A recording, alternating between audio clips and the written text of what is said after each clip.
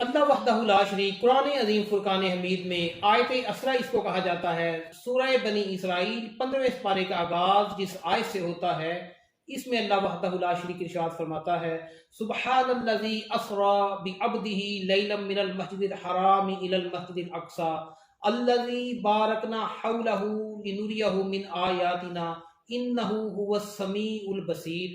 صدق اللہ العظیم۔ حضرات ذی وقار، اس آیت کے اندر اللہ تعالیٰ نے حضور اکرم صلی اللہ علیہ وآلہ وسلم کی معراج کا ذکر کیا ہے، اور نبی رحمت صلی اللہ علیہ وآلہ وسلم کو اللہ تعالیٰ نے بے شمار معجزوں سے مزین فرمایا ہے، بے شمار معجزے آپ کو دے کر دنیا میں بھیجا، لیکن معراج ایسا معجزہ ہے جسے اعظم معجزہ کہا جاتا ہے، بہت بڑا معجزہ کہا جاتا ہے۔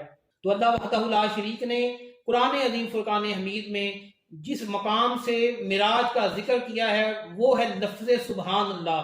سبحان اللہ، پاک ہے وہ ذات۔ یہاں اللہ وحدہ لا شریک نے پہلے یہ بیان فرمایا ہے کہ معراج کروانے والا میں ہوں، پہلے مجھے دیکھ لو میں کیسا ہوں۔ تو عرب میں جو چیز انسان کی سمجھ میں نہ آئے وہاں لفظ سبحان اللہ بولا جاتا ہے۔ تو اللہ تعالیٰ نے فرمایا کہ اے لوگو، جانتا ہوں تم اعتراض کرو گے، اس بات کو ماننے سے انکار کرو گے، تمہارے ذہنوں میں یہ بات آنی مشکل ہے کہ اللہ تعالیٰ نے رات کے مختصر سے حصے میں کیسے اپنے محبوب کو آسمان دنیا کی سیر کروائی۔ احادیث کو اٹھا کر دیکھیں، وضو کا پانی بھی ادھر ہے اور کنڈی بھی ہل رہی ہے اور بستر بھی گرم ہے، اور آپ علیہ الصلوۃ والسلام کو اللہ وحدہ لا شریک نے معراج کی رات آسمان دنیا کی سیر کروائی۔ آپ علیہ الصلوۃ والسلام نے فرمایا، میں حتیم کعبہ میں تھا، اور ایک روایت میں ہے کہ میں حضرت ام ہانی کے گھر میں تھا۔ دو روایتیں ہیں، تو یہ ان میں تطبیق یہ ہے کہ پہلے آپ علیہ الصلوۃ والسلام حضرت ام ہانی کے گھر سے بیت اللہ شریف تشریف لائے، اور حتیم کعبہ میں آپ آرام کی گھر سے لیٹے۔ آپ علیہ الصلوۃ والسلام کی آنکھ کیا لگتی ہے، اللہ وحدہ لا شریک نے نوریوں کے سردار جبریل امین کو بھیجا، حضور اکرم صلی اللہ علیہ وآلہ وسلم کو بلا لاؤ، آج رات ان کی معراج کی رات ہے۔ تو جبریل امین حضور اکرم صلی اللہ علیہ وآلہ وسلم کے پاس آئے۔ جبریل امین سارے کے سارے نور کے ہیں، نور کے بنے ہوئے ہیں۔ تو حضور اکرم صلی اللہ علیہ وآلہ وسلم تشریف فرما ہیں، آرام فرما رہے ہیں۔ جبریل امین آتے ہیں اور اپنے ہونٹ نبی کے تلووں کے ساتھ مس کرتے ہیں، اس کی ٹھنڈک آپ علیہ الصلوۃ والسلام کے وجود پر پہنچتی ہے۔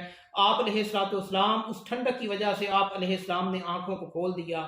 جبریل امین نے عرض کیا، یا رسول اللہ، یا حبیب اللہ، اللہ تعالیٰ نے آج رات کا انتخاب فرمایا ہے، آسمان دنیا پر آپ کی معراج کی رات ہے۔ وہاں سے آپ علیہ الصلوۃ والسلام کے سفر معراج کا آغاز ہوتا ہے۔ آپ علیہ الصلوۃ والسلام کے لیے جنت میں 40,000 براق چل رہے تھے، اور ایک براق کونے میں پڑا رو رہا تھا۔ حضرت جبریل امین نے 40,000 براق کو دیکھا، اور پھر اس کونے میں پڑے ہوئے روتے ہوئے براق کو دیکھا، وہ رو رہا تھا۔ حضرت جبریل امین نے فرمایا، تم کیوں آج رو رہے ہو؟ آج تو حضور اکرم صلی اللہ علیہ وآلہ وسلم کی معراج ہے۔ اس نے عاجزی کرتے ہوئے عرض کیا، اے جبریل امین، 40,000 براق ایک سے بڑھ کر ایک حسین ہیں، کاش میں بھی حسین ہوتا، میں بھی خوبصورت ہوتا، آج مدینے کے تاجدار کی سواری کے لیے میرا انتخاب ہو جاتا۔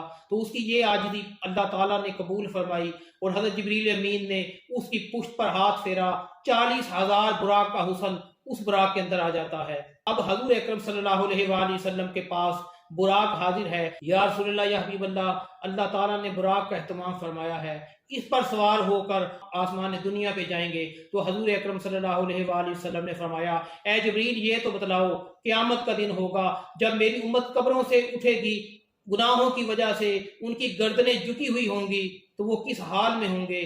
تو قربان جائیں مدینے کے تاجدار صلی اللہ علیہ وآلہ وسلم کے معراج کی رات بھی امت کو یاد کر رہے ہیں۔ یہ امت سے محبت کا عالم ہے حضور اکرم صلی اللہ علیہ وآلہ وسلم کا۔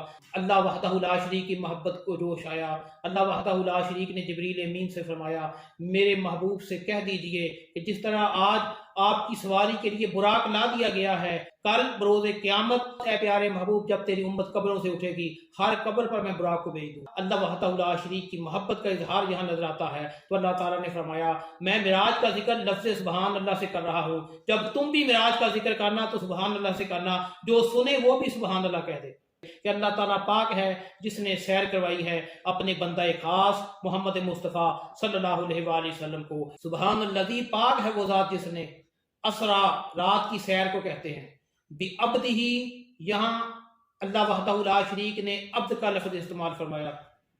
عبد دو چیزوں کے مجموعے کا نام ہے، جسم کے لیے روح کا ہونا ضروری ہے، تو اللہ وحدہ لا شریک نے اس لیے یہاں عبد کا ذکر فرمایا۔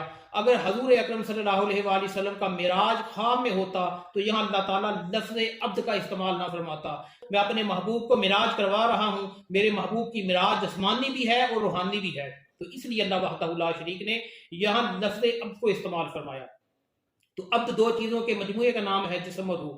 تو پتہ چلا کہ تو اللہ وحدہ لا شریک نے جسمانی بھی معراج کروایا ہے اور روحانی بھی معراج حضور اکرم صلی اللہ علیہ وآلہ وسلم کو کروایا۔ اس کے بعد لیلن کے اوپر تنوین ہے، تنوین کہتے ہیں دو زبر دو زیر دو پیش کو۔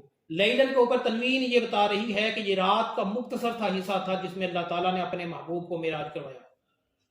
اس کے بعد من المسجد الحرام الی المسجد الاقصی، مسجد حرام سے مسجد اقصی تک۔ تو مسجد حرام وہ مسجد جسے حرمت والی کہا جاتا ہے، مسجد حرام حرمت والی مسجد، جس جگہ کعبۃ اللہ ہے اس مسجد کا نام مسجد حرام ہے۔ حرام عربی میں بمعنی حرمت ہے، عزت والی، بزرگی والی۔ اگر حرام اردو میں سمجھا جائے تو جس چیز سے روکا جائے، جس سے منع کیا جائے وہ ہوتا ہے، تو یہاں عربی کے اندر لفظ حرام کو لیا جائے، حرمت کے معنی دے رہا ہے، عزت کے معنی دے رہا ہے، بزرگی کے معنی دے رہا ہے، شان کے معنی دے رہا ہے، مسجد حرام سے مسجد اقصی تک۔ تو یہ دو عظیم الشان مسجدوں کا اللہ وحدہ لا شریک نے یہاں ذکر فرمایا ہے کہ اللہ تعالیٰ نے اپنے محبوب حضور اکرم صلی اللہ علیہ وآلہ وسلم کو معراج کروایا، اس کے مقام کو خاص کیا۔ وہ مقام کون سا تھا؟ مسجد حرام سے مسجد اقصی، الذی بارکنا حولہ۔ یہاں اللہ تعالیٰ فرما رہا ہے وہ ایسی مسجدیں ہیں جس کے ارد گرد ہم نے برکتیں رکھی ہیں۔ تو اندازہ کریں جب مسجدوں کے ارد گرد اللہ تعالیٰ نے برکتیں رکھی ہیں تو ان مسجدوں کے اندر اللہ تعالیٰ نے کتنی برکت رکھی ہوگی۔ تو قربان جائیں بیت اللہ شریف، وہاں کی مسجد میں جو ایک نماز پڑھتا ہے اللہ تعالیٰ اسے 1,00,000 نماز پڑھنے کا ثواب عطا فرماتا ہے، اور مسجد اقصی میں اگر کوئی نماز پڑھتا ہے اللہ تعالیٰ ایک کے بدلے اسے 50,000 نماز پڑھنے کا ثواب عطا فرماتا ہے۔ حضور اکرم صلی اللہ علیہ وآلہ وسلم کو معراج کروایا گیا، اس میں دو عظیم الشان مسجدوں کا ذکر کیا گیا۔ تو وجہ کیا ہے؟ اللہ تعالیٰ نے یہاں تو مسجدوں کا ذکر کیا، محبوب کے معراج کے موقع پر تو مسجدوں کا ذکر کیا۔ وجہ یہی مجھے نظر آتی ہے، یہ میں نے کسی کتاب سے نہیں پڑھا، میرا ذہن اللہ تعالیٰ نے اس کی طرف مائل کیا، اور میں نے ایک دن سوچا کہ اس کی کیا وجہ ہے کہ اللہ تعالیٰ نے اس میں مسجدوں کا ذکر فرمایا ہے۔ تو پتہ چلا سوچنے کے بعد کہ اللہ تعالیٰ نے نماز کا تحفہ دینا تھا، تو نماز کی شان مسجد میں اور ہوتی ہے، اس لیے اللہ وحدہ لا شریک نے عظیم الشان دو مسجدوں کا ذکر فرمایا۔ الذی بارکنا حولہ، جس کے ارد گرد ہم نے برکت رکھی ہے، لنریہ من آیاتنا، تاکہ ہم اپنے محبوب کو اپنی عظیم نشانیاں دکھائیں۔ انہ هو السمیع البصیر، بے شک وہ جو اللہ ہے وہ سننے والا ہے، دیکھنے والا ہے۔